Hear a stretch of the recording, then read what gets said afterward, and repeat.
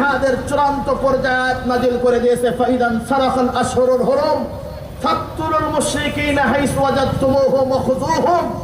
ও আল্লাহর পয়গম্বর, কাফের মুশরিক বেঈমানদেরকে যেখানেই পাও সেখানেই লাগাও। আল্লাহু আকবার বলেন। কাফের মুশরিক বেঈমান যারা মুসলমানদের ভূমি দখল করতে চায়, যারা আফগানকে দখল করতে চায়, যারা কাশ্মীরকে দখল করতে চায়, যারা সিরিয়াকে দখল করতে চায়, যারা বাইতুল মাকদাসকে দখল করতে চায়, যারা আল্লাহর রাসূলের রওজা মোবারককে আঘাত করতে চায়, তাদেরকে যেখানেই পাও সেখানেই আক্রমণ করো। এটা চূড়ান্ত ফরজ হয়ে গেছে। এই ফরজ কি একদিনের জন্য? বলেন বলেন, একদিনের জন্য? আল্লামা কাসতালানী রহমাতুল্লাহি আলাইহি বলেন, জিহাদ ফরজে আইন কভি কদ ইয়াকুনু ফরদুন আইনুন ওয়া কদ ইয়াকুনু ফরদুন কিফায়া। জিহাদ ফরজে আইন কখন? আমার দিক তাকান। লিআন্নাল কুফার ইন দাখালু বালাদানা, যদি কাফের মুশরিক বেঈমানেরা আমাদের শহরে মুসলমানদের ভূমিতে প্রবেশ করে এবং ওয়াসারু এবং মুসলমানদেরকে কয়েদ করে আক্রয় ফেলায়, ফায়াতাওয়াক্কাউ, তাহলে মুসলমানদের উপরে তাদের বিরুদ্ধে মোকাবেলা করা ফরজুন আইনুন। আল্লাহু আকবার বলেন। মুসলমান ভাইরা, তাহলে বোঝা গেল জিহাদ করা আমাদের জন্য ফরজ। আর একটু আসতে বলেন। জিহাদ করা আমাদের জন্য, বাতিলের বিরুদ্ধে লড়াই করা আমাদের জন্য, নাস্তিক বেঈমানদের দোষকদের বিরুদ্ধে লড়াই করা আমাদের জন্য ফরজ, তাগুতের বিরুদ্ধে লড়াই করা আমাদের জন্য ফরজ। আমি আপনাদেরকে বেশি নয় 10টা থেকে 11টা ফজিলত শোনাবো। আল্লাহ তাআলার রাস্তায় যদি কেউ জিহাদ করে, আল্লাহ রাব্বুল আলামিন তাদেরকে কি পুরস্কার দিবেন? সুবহানাল্লাহ বলেন। 1 নাম্বার, আমার দিক তাকান, যারা মুজাহিদ আল্লাহর রাস্তায় জীবন দিবেন, আল্লাহ পাক বলেন এই পৃথিবীতে এমন একটা ব্যবসা আছে, বলেন কি বলেন? এমন একটা ব্যবসা আছে, বিজনেস আছে, যেই বিজনেসের মাধ্যমে মানুষ জাহান্নাম থেকে পরিত্রাণ পেয়ে জান্নাত কামাই করে। আল্লাহু আকবার বলেন। আচ্ছা, আপনাদেরকে যদি বলা হয় আপনি পানের দোকানও দিবেন আবার জান্নাতও পাইবেন, তাহলে আপনি ওই ব্যবসা করবেন না?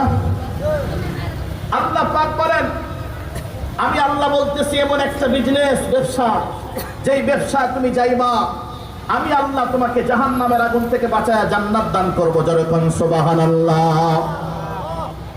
দলিল হিফজুল কোরআনুল কারীমের 114টি সূরার মধ্যে থেকে 61 নম্বর সূরা, সূরাতুস সাফ, যেটা নাযিল হয়েছে মদিনাতে। এই সূরার ভিতরে 14টি আয়াতে কারিমা আছে।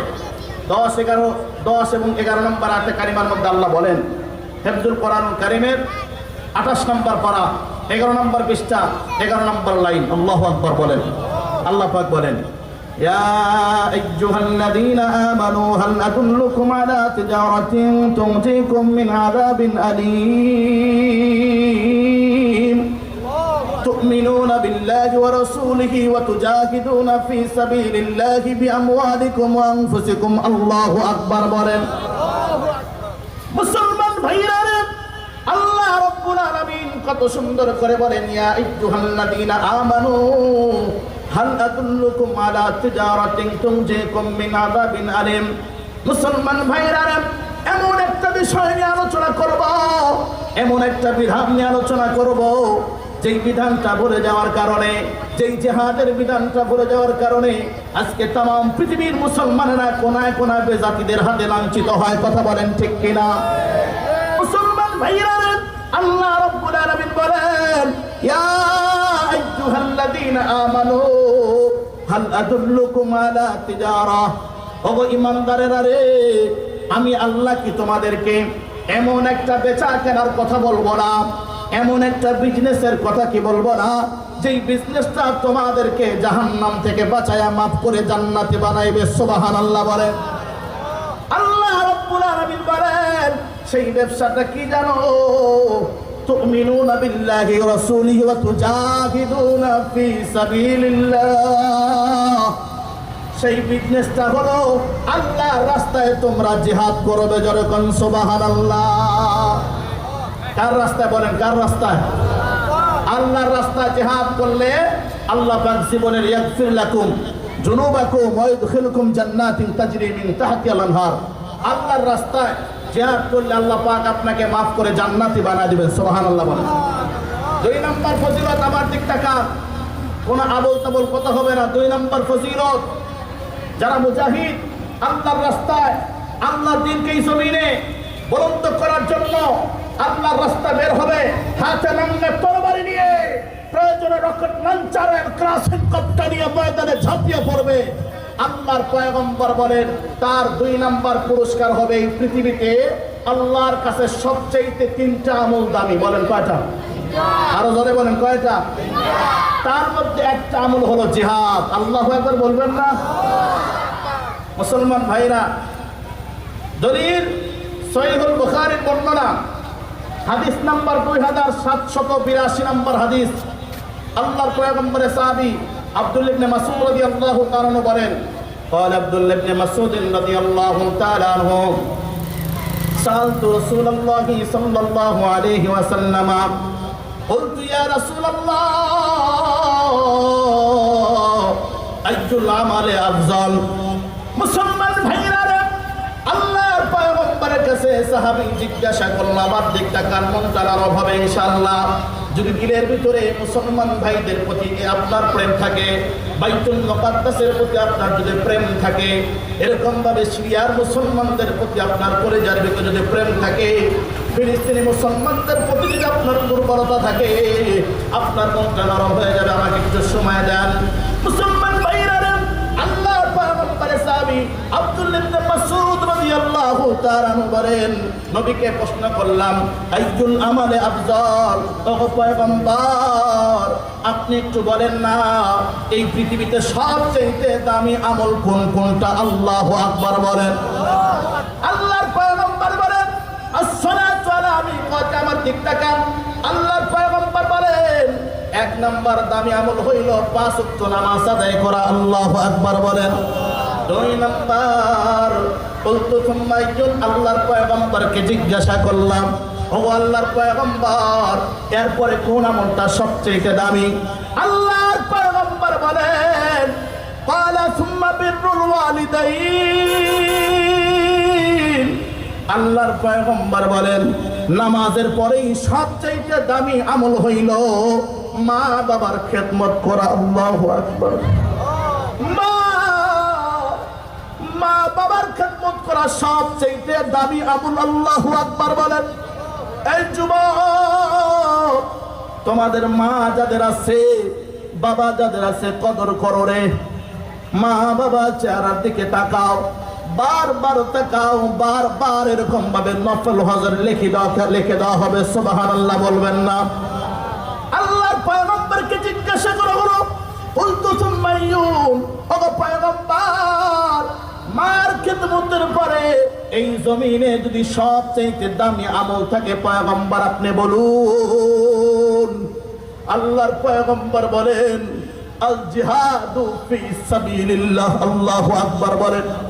মুসলমান ভাইরা রে, যেই জিহাদকে আমরা ভুলে গেছি, মনে রাখবেন আজকে যদি মুজাহিদ না থাকতো, ও মুসলমান, 5ই মে হেফাজতের ময়দানে সাধারণ মানুষেরা যদি জীবন না দিত, আজকের এই বাংলা এমন পজিশনে আসতো না। কথা বলেন ঠিক কিনা?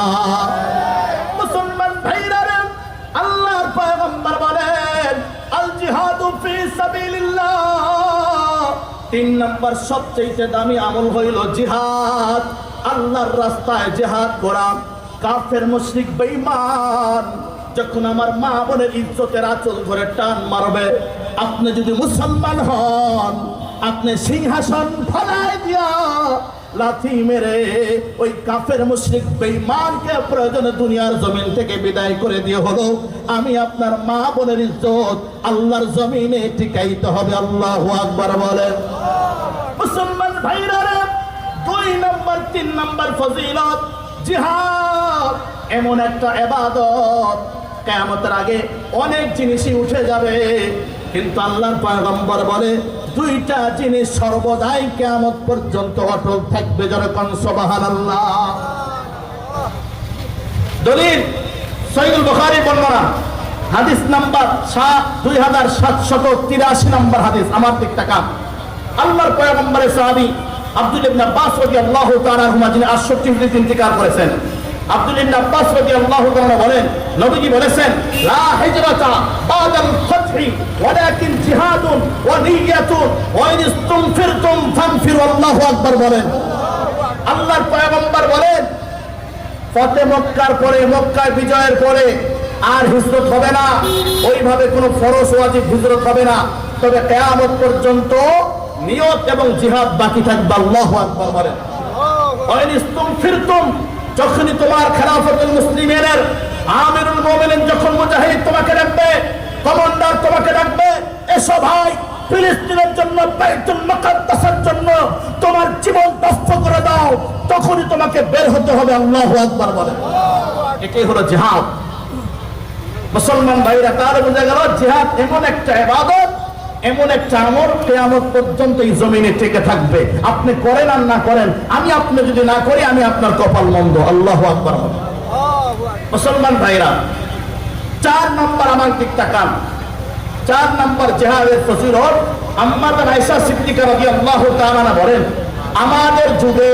আমাদের যুগে সাহাবায়ে কেরামের যুগে, নবীর যুগে আমরা সবচেয়ে দামি আমল ইবাদত মনে করতাম জিহাদকে। আল্লাহু আকবার বলেন। কথা বলেন।